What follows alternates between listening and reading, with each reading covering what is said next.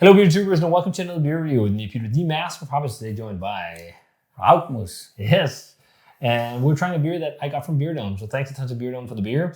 We're popping Rasmus's Brujos cherry because more Brujos came to Europe. And this time it's more triple IPA. I'm usually not the biggest fan of triple IPAs, but when they're done right, they can be good. And when we had Freestyle Collider from North Park, that was amazing. So it can be really good when it's done right. But it's I usually prefer lower strength stuff. But let's see how this one is. So this is Death to False Wizards. 9.6% triple IPA featuring the hop combo that is Galaxy, Raquel, Nelson Cryo, Nelson Hopkeef, and Citra. Nice. Sounds good. Yeah, it does. Let's check it out. So it looks quite saturated, heavily hopped. Super bright. Yeah. It's milky. Milky, super pale. And you can see there's a lot of hops. I mean, if you look at the bottom of the can, there's like loads of yellow sludge still sitting in there. And the beer is this bright still. So this is something that happened to IPAs within the last couple of years, right? Yeah. Is that just the hopping rates? Yeah. Or is the malt bill as well? I think it's the malt bill as part of it, trying to make the beer as pale as possible. That's what they try to do at a lot of these breweries. But the hop ratio has also gone up a lot. So for dry hopping. And then, especially in hazies, there's still some particulates left when you package these.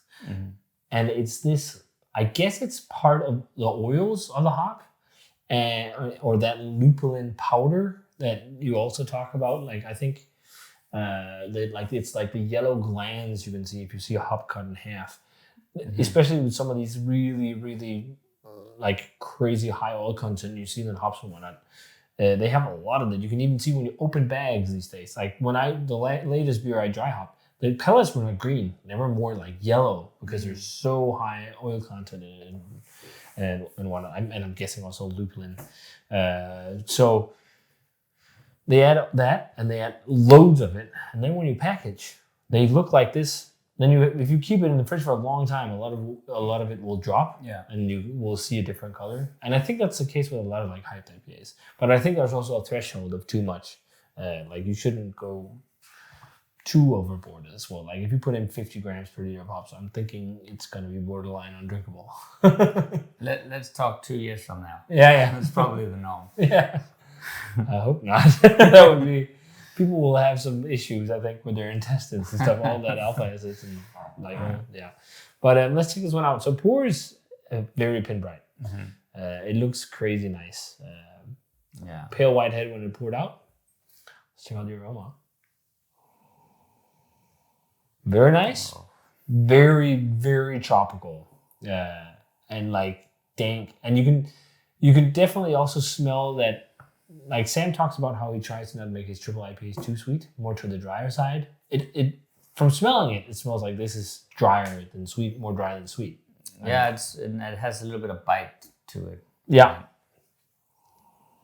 But it smells amazing. Yeah, it's really bright, tropical. I get a lot of, like, when it's this saturated, I get a lot of nuances that reminds me of Monstera Deliciosa, which is a super fruit and a crazy, I think it's a super fruit. It's a crazy tropical fruit that looks like a pineapple and a banana had a baby. So it's like this elongated fruit with green scales. And you can only eat it when it's ripe, otherwise it's slightly poisonous or something like that. But then when it's ripe enough, it tastes like supercharged pineapple. But I get that in here. It's like this supercharged tropical fruit paired with a lot of like bright pineapple and guava and passion fruit and Yeah, it makes sense. It's past the single fruit notes. It's just like a bouquet of all the fruits. It's a medley of tropical fruit. But it smells very nice. It smells very saturated. And there's, also some of those Nelson gooseberry note, I think, or just like white grapey, almost diesely dank notes underneath. Yeah. Pineapple, mango. It's all the bright tropical fruit. It smells awesome. Yeah. Let's try it. Cheers. Thanks to Beer Dome for the beer.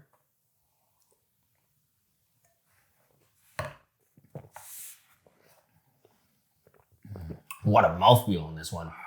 That's amazing. That is so silky smooth.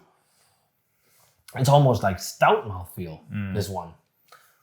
This is, So I think this is the most velvety mouthfeel I've had on any Brujos beer to date. Oh my God. You can, like, it's not sweet. It's definitely dry, and it makes you feel the alcohol a little bit more. But I'd rather feel the alcohol a little bit than like that, like cloying sweetness. It's perfectly balanced. And yeah, it has a big mouthfeel. It's not too sweet. It's a lot of saturation from the hops all the way through. Yeah. It's just so pleasant to drink. So smooth, as you said. You can see why people are going nuts for Brujos in the States.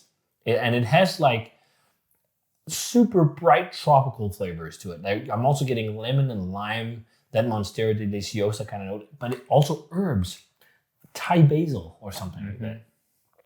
And like a bitterness to it. Like almost like if you just eat straight Thai basil, it can have like a slight bitter bite to it. And I think that's the saturation, because there's so much hops in there that, like, kind of, instead of being classic bitterness, all that saturated hop matter is what cuts. Yeah, that's such a good comment. I think it has it's not a traditional bitterness to it, but there's some herbal sort of bittering thing in it that balance the beer perfectly. Yeah. I know, I get what you say about North Park. I think what was it called, Collide or something. Yeah, it's in this vein. That's probably the closest I've had to this. Yeah, where it's like dry, bright, intense, aromatic, hoppy, still drinkable, not too sweet. Like this is, I love how this is dry and intense with a touch of alcohol. It's not like a boozy mess. And it's not like, because a lot of triple IPAs, I think once you had your third or fourth sip, it starts to get a little bit too much. Yeah. So far, I don't have that at all. No. I have no doubt I can drink this whole glass, no problem. Yeah. It's really, really nice and balanced and smooth.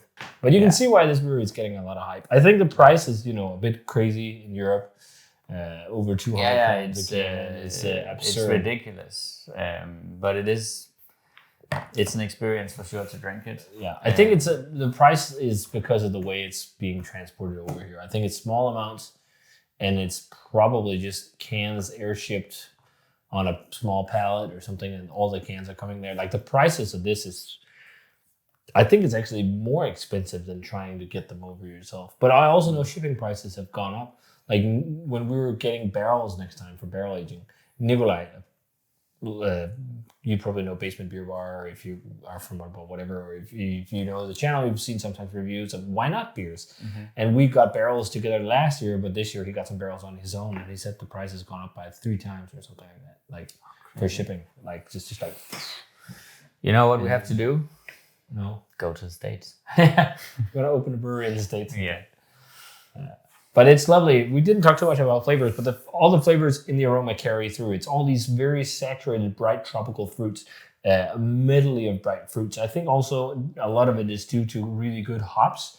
I know Brujos is not always, I'm not sure if they are able to now crop select, but Sam has worked at Great Notion and they crop select. So he's been able to buy crop selected hops from them that are high quality to use in his beer, which is fucking awesome. Yeah, because that's also one of the things I've learned from podcasts is making the best IPAs you can, really good crops of hops. And you can't just unless you can crop select, it's hard to. No, of course. I mean, it's just like cooking. You need to have the right ingredients to make high quality food. Yeah. Totally. But very bright, saturated. Those lemon limey notes are in there too. I'm getting more of Nelson kind of funky, diesely gooseberry notes to it. Pineapple. Guava. It's a very big medley of very sharp tasting fruit. It's not like sweet mango and papaya and stuff like that. It's all almost like fruits that sting a bit. No, it's one of the best hazy IPAs I've had.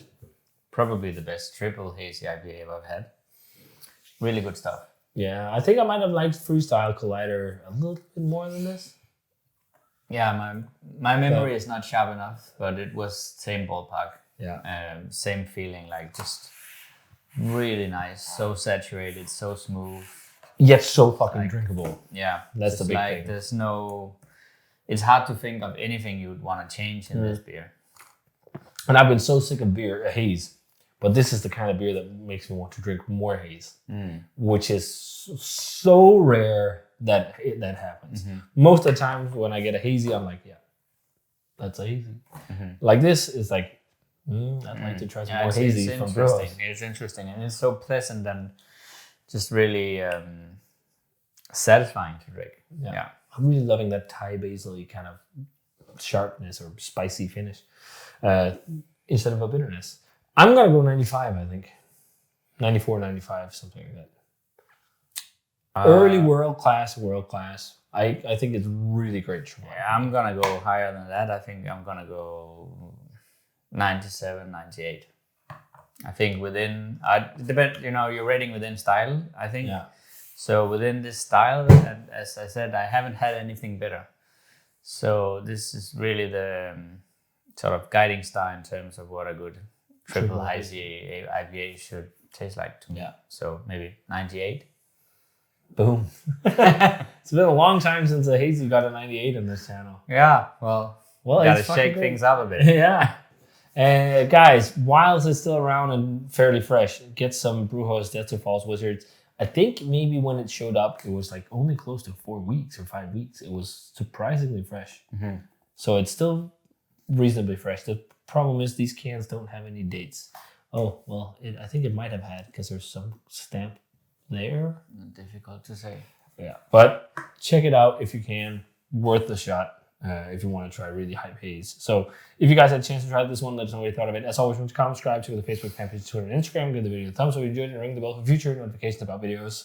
And we're going to say cheers and thanks a ton to Beard Home for the beer. Check them out. Link for the shop is down below. And Thank you, Beard Home. Thank you, Beard Home. See you guys in another beer review.